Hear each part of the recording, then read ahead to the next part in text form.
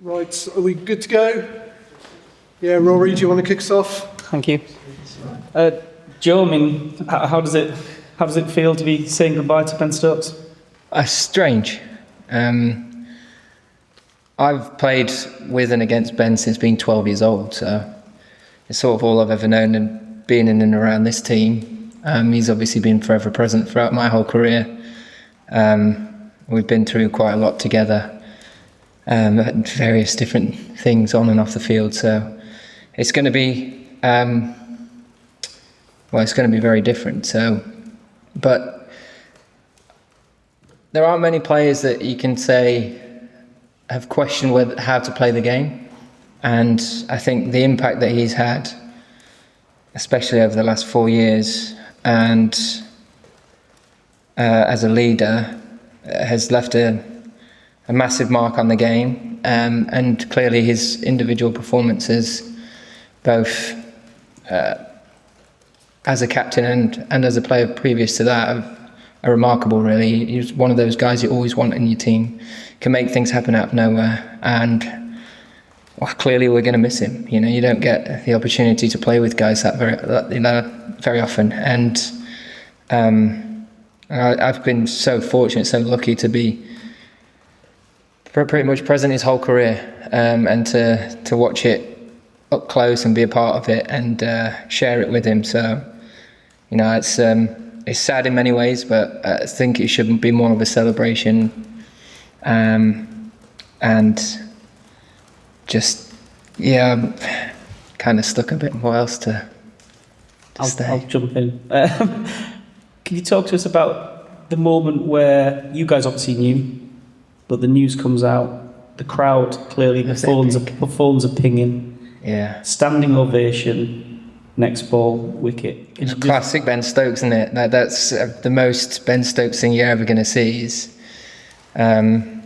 just being able to almost turn it on like a tap. So, and quite fitting, really. You know, so few players get the opportunity and the privilege to leave on their own terms, and to do it with a moment, you know, in your last game, to have a moment like that to share with the crowd, to share with everyone in the ground, even those watching at home and listening. I think it's really special, and something that down the line I'm sure he'll look back on really fondly. But it was the most Ben thing ever, wasn't it? It's a ridiculously long spell. You can't just look at me and say, well, you always used to bowl in long spells. Now he does it to himself, and you now realise how hard it is to get the ball out of his hand. But it's and then I think to come out and play like that typifies the way he sees the game, and how he's asked us to play for a period of time, and it's a really good representation of him as a cricketer, and a way to sign out of international cricket in that fashion. I think it's a fitting tribute, really, for one of England's finest. And I can hardly believe I'm asking you this another week since I last expecting a tap on the shoulder. I think this week should be solely about Ben, and everything that we talk about should be purely about everything that he's done for English cricket, and the impact that he's had, the moments that he's made, and the thrills that he's given everyone. I think let's just keep that at that. We'll go Simon Vish and then Will. Ben has said that he spoke with you at length at various times about this, and while making this decision, without obviously breaking any confidences into what those conversations were. When did you personally become aware that this was coming? Last night. And he says that you really get the way he's been feeling, and that's another thing that now connects you. And how do you see how he's feeling? Does it make you to bring back memories of the end of your time, and are you able to help him through this, having been through? I think clearly I'm not calling time in my career, but obviously having to step back from the captaincy and the weight that can sort of put on, how it can sort of drag you down after a period of time, it absolutely can respect and understand and sympathise with a lot of the things that he's been going through. And I think, well, hopefully I've been quite helpful in terms of being able to chat that through with him. But yeah, it's very difficult. It's, you know, something that you are incredibly proud to do. I feel it's a huge honour, and you're torn. You want to give it absolutely everything until you've got nothing left in the tank, and it's a difficult thing to let go of because it's a big part of who you are, especially after 4 or 5 years, like it has been for Ben. Especially when you're competitive and it's in your DNA to just constantly keep looking at the target and what's next and what's required. And you know, I think he's shouldered that immensely for a long period of time, and has achieved some wonderful things within that space. So clearly there's always areas where you want improvement, and you can look back at different things, but you know, I hope his tenure as captain should be looked back on very fondly, what he's given English cricket, and like I said, to be able to say you've questioned the perception of how the game could potentially be played, and open your eyes to looking at different methods is a remarkable thing stamp to leave on the game. Dish. Hi Joe. Ben on Sky and TMS was talking about basically the toil he's been through over the last 12 months, but particularly, you know, during the Ashes and coming out of it. I suppose, how privy were you to that toil, just as, you know, a good mate of his, let alone a teammate? But yeah, how much was he struggling, and how difficult was that for you to see in one of your mates? As you can imagine, you don't always get everything. So I think you're aware of certain things, but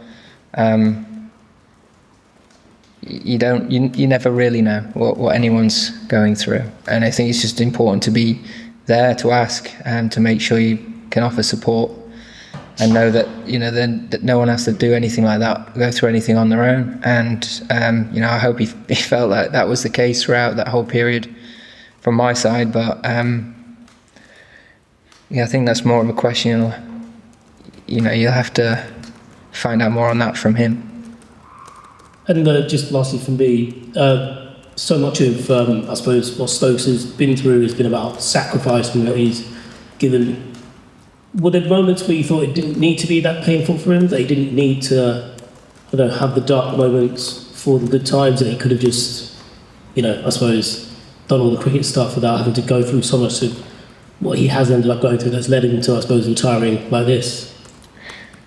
I'm sure he'll look back at certain things and wish they were slightly different, but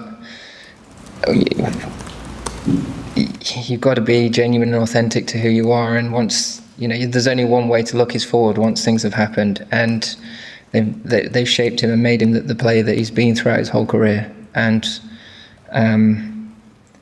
you know, he, like I say, he wanted to leave no stone unturned. He put everything into every last bit of every game. He left it all out there on the field, and I think that's a really impressive legacy to leave. He never shirked any kind of responsibility or left it to anyone else.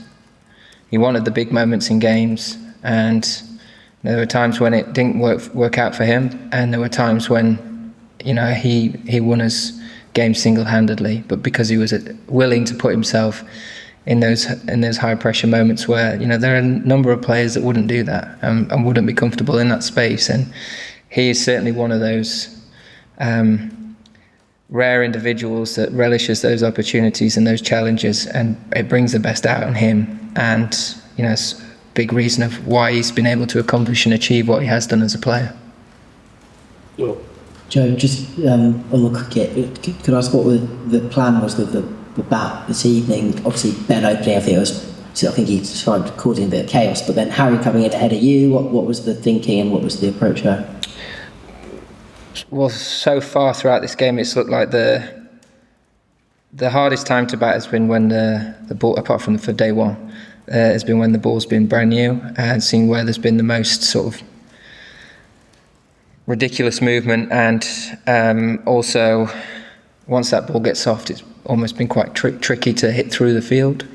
So to try and get ahead of that, to make a big dent in it tonight was, very much a tactical decision and a big reason why we went the way that we did. And, it's slightly disappointing that we find ourselves 4 down, but we also made a big dent in it with that new ball. We managed to soften it a little bit and hopefully take a few of the demons out of the surface because of it for tomorrow. So, I think that it did cause chaos. It's not very often on what looks like very much a results pitch, you have no slips in the third over or whatever, and everyone's scattered on the boundary. So, but again, true Ben fashion, looking at how we can win this game and what it's going to take to get us there. And I don't think many people would have been brave enough to put us in a position where now we can still very much in the game and have taken a little bit of the danger out of it. Okay, can we go Mel, Richard and Chris, and then let Joe get back to the changing room?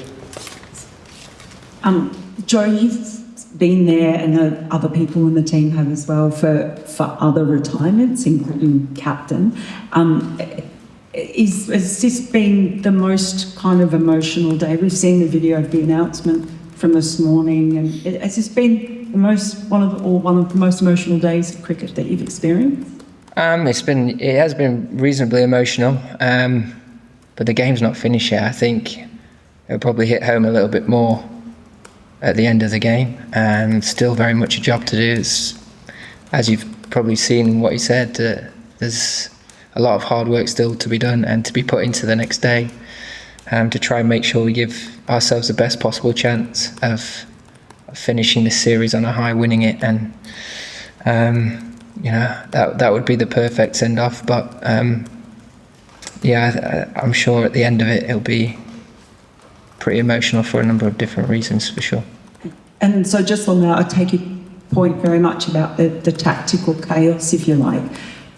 It almost looked like there was a bit of emotional batting out there as well, or the rush of adrenaline, whatever it was, and in the occasional moment and everything else.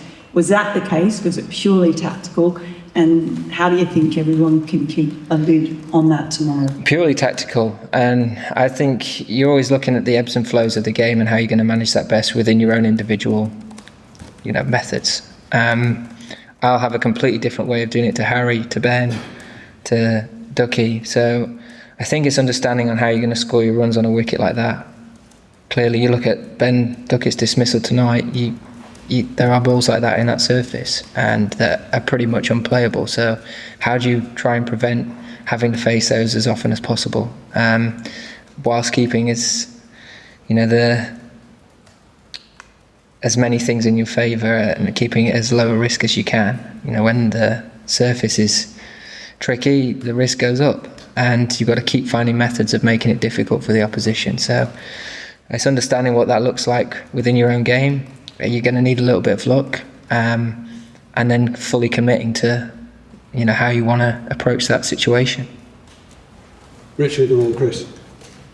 Joe, you mentioned about first playing against Ben, I think Cumbria under 12s against Yorkshire under 12s, and you've had this full England Test career together, as you mentioned. Is there a particular moment, if you had to think about your relationship with Ben in that Test journey, is there something that you could give us that you would look back on most fondly in that time?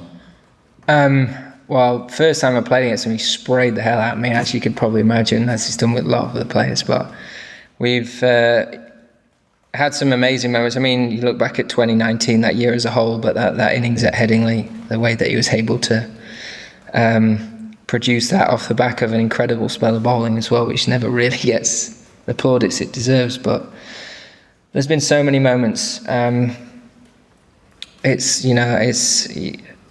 It's hard to pinpoint them. I think the thing that I'll look back on the most is when I was captain, the person that I would always turn to in big moments would be him. Whether that was with the bat, with the ball.